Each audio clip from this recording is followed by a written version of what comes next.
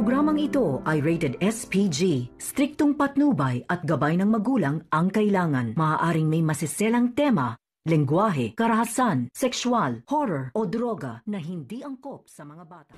Ramdam nga ni Annalyn na hindi siya welcome dito sa bahay ni Dr. Carlos Benitez dahil sa kanyang mga nalalaman at talagang sa kanyang mga nangyayari sa loob ng bahay na kung saan hindi nga siya komportable sa kanyang natutulugan, kung saan talagang napakahigpit or talagang hindi ka nais-nais na mga pangyayari.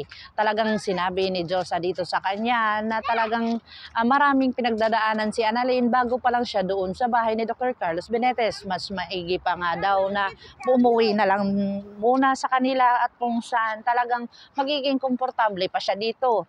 Dito na nga nagkaroon ng palaisipan itong si Annalyn at talagang positibo itong hindi siya welcome doon sa bahay ni Dr. Carlos Benitez.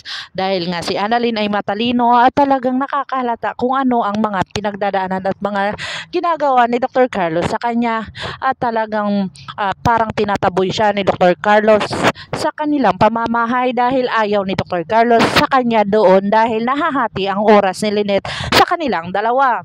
Gustong-gusto na nga ni Dr. Carlos na magkaroon ng anak dahil sa gusto niya nang makalimutan ni Lynette itong kanyang anak na si Annalyn, pero nga itong si Lynette ay nagsabi na matanda na daw siya at hindi na sila magkakaanak na kung saan pwede pa daw, sabi ni Dr. Carlos Benitez. Dito na nga si Don Pepe ay talagang positibo na pumunta doon sa laboratory kung saan talagang gusto niyang ipa-DNA itong si Zoe dahil sa kanyang mga narinig dito kay Fidel. Talagang hindi binigay ni Fidel ang exact na mga pinagawa ni Dr. RJ Tanyag sa kanya kung saan may rules and conduct sila sa hospital na hindi niya pwedeng ilabas kung walang approval.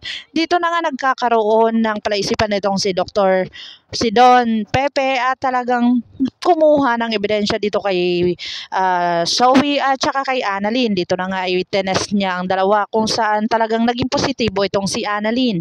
At dito na ikinagulat ni Don Pepe na talagang negative itong si Zoe kaya pabigla-bigla itong tumawag kay Dr. RJ Tanyag at sinabi niya dito kay Dr. RJ Tanyag na kailangan nilang mag-usap pero wala nga doon at ang katulong nga ang sumagot. Dito na sinabi ng katulong na papunta daw ng PEX si Dr. RJ Tanyag at saka si Giselle. Dito na nga talagang sinundan ni Don Pepe at talagang pagpunta niya doon ay nakasalubong niya si Zoe. Ikinagulat ni Zoe ang kanyang mga nakikita dahil sa pagbaba ni Don Pepe ay talagang nahulog at itong test result. Dito na nga nakita ni Zoe na genetic talagang prosigido itong si Zoe na buksan ito. Dito na kaya magkakaroon ng kaguluhan doon kung saan talagang patitigilin ni Zoe itong kanyang lolo na kung saan maitutulak niya ito or talagang malalaman ni Dr. RJ Tanyag ang katotohanan dito kay Don Pepe. Abangan natin ang mga susunod pa na episode na ito, ang abot kamay na pangarap. If you like my story, please like, share, and subscribe para ma-update po kayo sa mga susunod pa. Yun lamang po at maraming salamat.